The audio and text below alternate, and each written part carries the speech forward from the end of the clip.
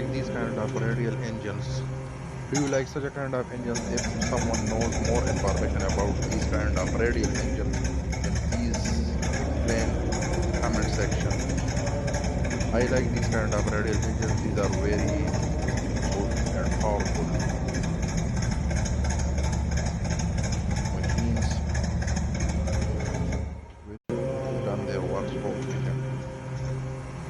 I have uploaded more videos like these as well and other interesting videos. If you like such a kind of videos, then